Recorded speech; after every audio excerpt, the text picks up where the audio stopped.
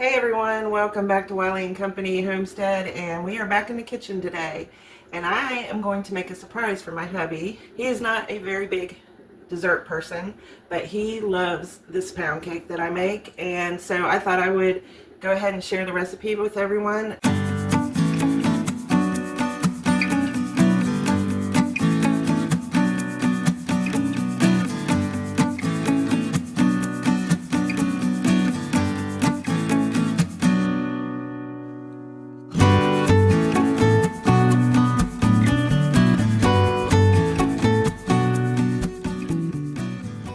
I can guarantee you this is one of the moistest pound cakes you will ever try. It's always a hit. I've taken it to several functions, church functions, given it away to friends, like when we've done meals and things like that, and people just love this pound cake. I looked up the history of pound cakes, and I kind of knew the history, but I wanted to make sure I had it right. But basically, they called them pound cakes because back in the day, they were 1 pound of flour, 1 pound of eggs, 1 pound of butter, and 1 pound of milk, I believe. And it was a very easy recipe for cooks to remember. This recipe has all those ingredients, but they're a little bit adjustment. I think the sugar's like 1.5 pounds, but I can guarantee you this is a really good pound cake. So let's get started and let me share this recipe with you. Alright, so for this perfect pound cake, it actually went by another title, and I shortened the title down to perfect pound cake because I actually have done a few adjustments to the recipe since my mom gave me the recipe, and so I'm calling it the perfect pound cake. First of all, you're going to need shortening or lard or cooking spray. Preferably if you use cooking spray, you get the kind with the flour, but we're going to need that to put in our pan, and we're going to use a bundt pan. You can also make this in a loaf pan, but I prefer to do it in the bundt pan because I like how the design of it is when the cake comes out. So in addition, we're going to need 2 tablespoons of flour plus 3 cups. So I've already got it measured out here. And the 2 tablespoons, I'm actually going to use my leaf lard to grease the pan, and then I'm going to put flour. So I'm going to show you the old-fashioned way of greasing and flouring your pan. Moving on, we are going to need sugar, 3 cups. We're going to need baking powder, 1 teaspoon. We're going to need some salt, a teaspoon of salt. We're going to need 1/2 cup of whole milk, and 1/2 cup of sour cream or yogurt, plain yogurt, and I'm using yogurt today. And we're going to need 2 sticks of butter, which is 1/2 pound, and you want all of this to be sitting out for a bit to get to room temperature. You don't want to take it right out of the refrigerator and try to make this cake. We also need 5 to 6 eggs. If you're using smaller eggs, then I would use 6, but I have some home-grown eggs, I guess you would call them, and I'm going to use 5 because they're quite nice size, and that'll be plenty. And lastly, we need some vanilla extract. I'm sorry, not lastly. We also need lemon extract. I don't have lemon extract, so I've put on the recipe you can use lemon juice. I've used that many times as a replacement for the lemon extract. One optional ingredient that you could add is a teaspoon of almond extract if you like that flavoring. I generally leave it out of this recipe though. Alright, so let's get started with getting the pan ready, and then we'll go over putting this all together. Okay, so the first thing we want to do is prepare a pan. You want to make sure this is greased and floured. Okay, if you just grease it, I can't guarantee it's going to come out of the pan correctly. If you use a loaf pan, it might work, but I have done this many times, and the best method is to do a greasing of shortening, or like I'm going to use leaf lard, or you buy the sprays, and particularly the one with flour in it would be the best. I never buy those, so I'm going to do it the manual old-fashioned way. Now you could use a brush. I take 1/2 paper towel. It's just easier. It doesn't get all over your hands. I take a generous amount of leaf lard, and I just very generously put shortening and try to get in all these crevices, because you want to make sure that when your cake's done, it's going to release and not fall apart.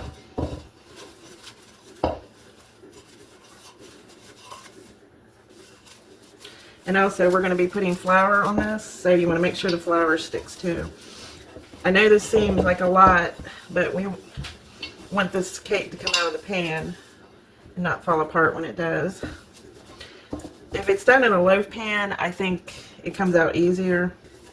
Because there are so many crevices on this pan, you just want to make sure you've really greased it very well, and especially in the parts that are indented. Alright, so we got that on there. And see, using a paper towel, then I don't have as much on my hand. So I'm just going to take flour from my flour bucket and just pour some in, about 2 tablespoons. And then you just want to kind of just move this around so it gets all over that shortening or lard or whatever you're using. You usually have to, you know, take a few minutes to do this. And it really only takes a few minutes. I know it seems extreme, but you just want to make sure your pan is well greased. So see, I see right here there's not much in there, so I can go back in. There's a little bit that's left on my paper towel. Sorry, my ring's beating off the pan here. Should have put my other one on. And I still have, around the middle part doesn't have a lot of flour, so I'm just going to add a little more.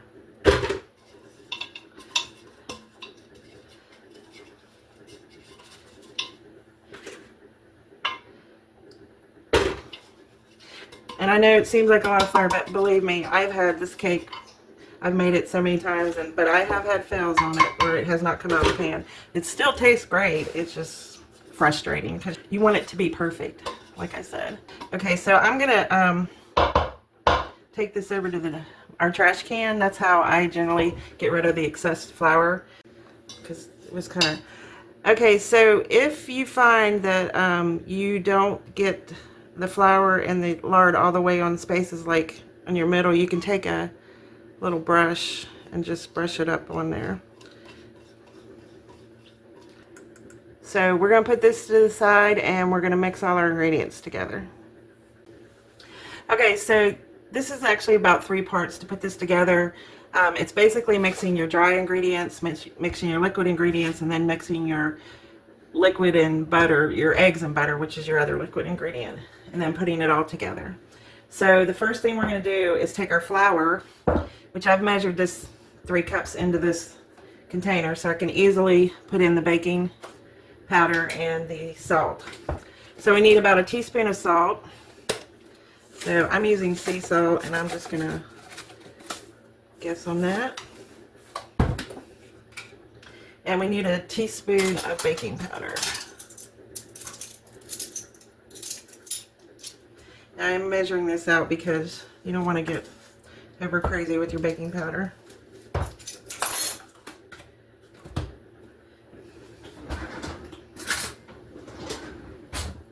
And then we're going to just mix that all together real quickly. Okay. Then we're going to take our ½ cup of milk, our ½ cup of sour cream. Well, I'm using yogurt, sour cream or yogurt.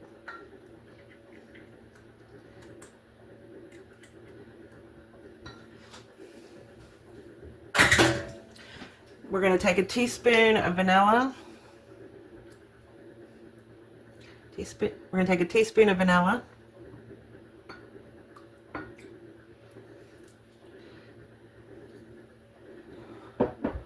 And then you want 2 teaspoons of, since I'm using lemon juice, I'm going to use 2 teaspoons of this. If you were using lemon extract, then you would just do a teaspoon.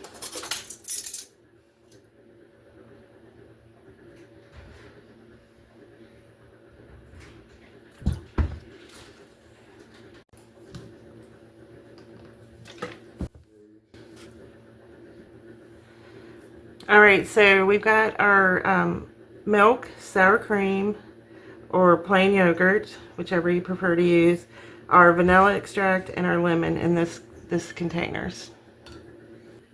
All right, so the next step is we're going to mix our butter and sugar and eggs. So we got 2 sticks of butter, which is half a pound.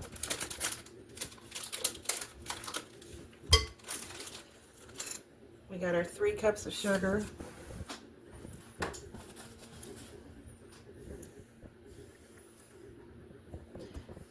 We're going to mix those first.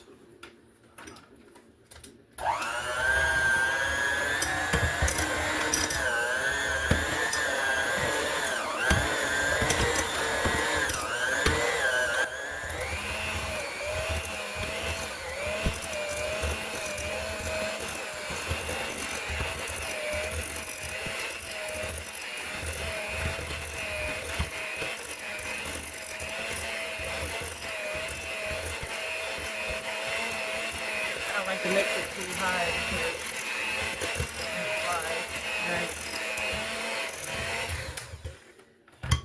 it flies out of the dish.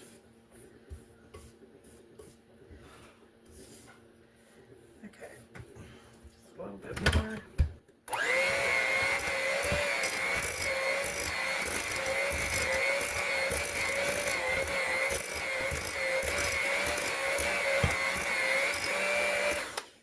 So we're going to add the eggs so we get. So basically you're creaming the sugar and the butter together. So we're going to put our 5 eggs, but before we do that I'm going to crack them in this other dish so we don't get shells. Right?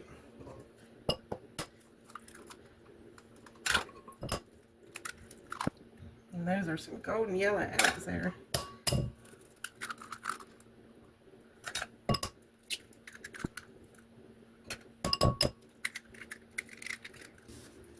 So we slowly want to add our eggs. So try an egg at a time or more. Just slowly. You want to beat them for about 15 seconds. Don't overbeat it, right?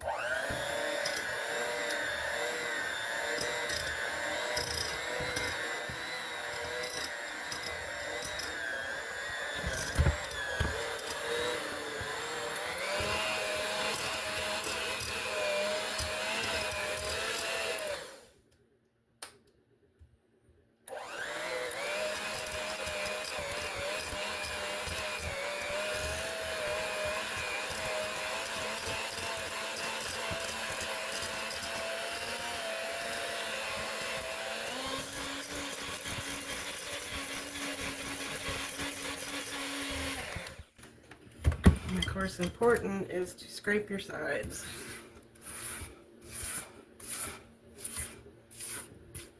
Okay, so this is going to get mixed up even more.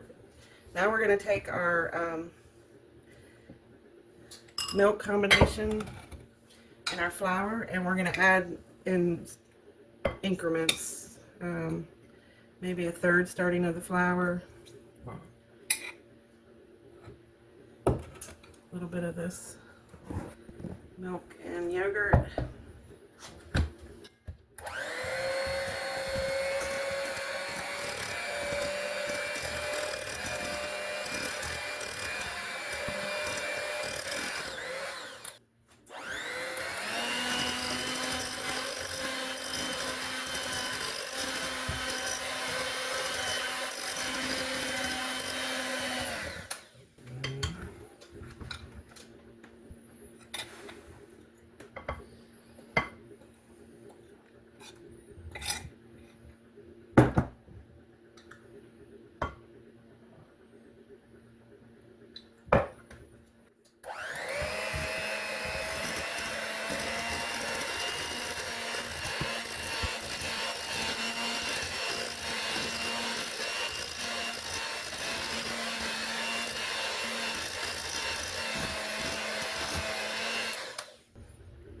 All right, and then we're going to add the last little bit.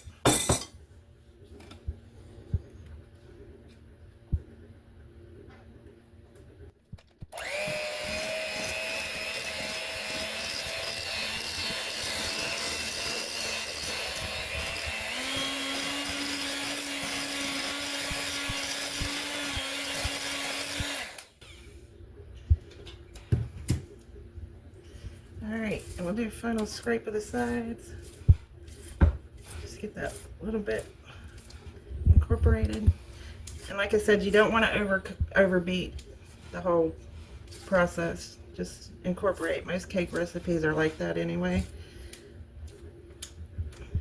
I'm checking the bottom just to make sure I got all the flour. Looks like everything's incorporated. Alright, so now we're going to add this to our pan.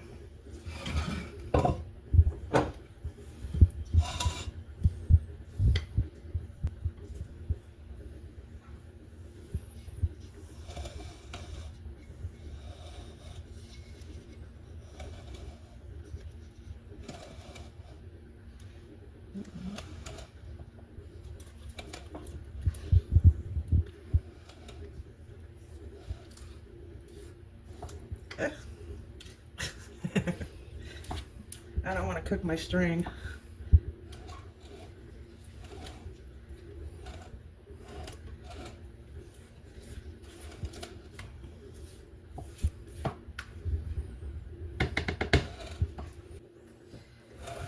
And there we got it in the pan. And all you want to do is tap it a few times, shake it.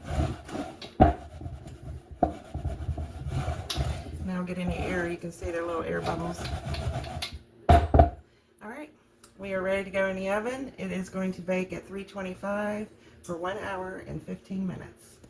And do not open the oven door anytime during that process, just let it bake. Alright, this is our perfect pound cake. It has been cooling off. Alright, so here is our pound cake. It's been came out of the oven and I've been letting it cool. You want it to cool down pretty much completely, and what we're going to do is take it and invert it on a plate. Honey, it smells so good in here. What do you got going on? I made you a surprise. Oh, okay. It's your favorite pound cake. All right. Okay, and it's just now done, huh? Well, it's been done. I let it cool off. So now we're going to invert it on the plate. So. Okay. Here, let me get a little shot of this then. And then I will let him taste test it, even though we haven't eaten dinner yet. Yes, okay. It might be your dinner, because... What? No kidding. Okay.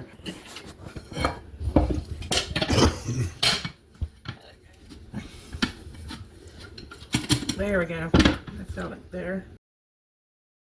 And this is why you want to make sure you have it greased and floured really well. I mean, this is pretty good. And if you're going to put a glaze on it... You'll never know this. Right. And we're not... I mean, I have had it come out where it just basically took the top off. But that happens sometime in baking. Yeah. Right. So I have on the recipe to make a chocolate glaze. If you put the glaze on it, it will completely cover this up. So guys, you can put some powdered sugar on this. Alright, do you want me to cut a piece for you? Please, I thought you'd never ask. Okay. How big? Yeah, no, not that big. Just like a, yeah, something like that. Alright, so he's going to taste it. Okay. I guess I gotta use a fork and be civilized, huh? Because he would probably just eat it with his hand. Yes, I would.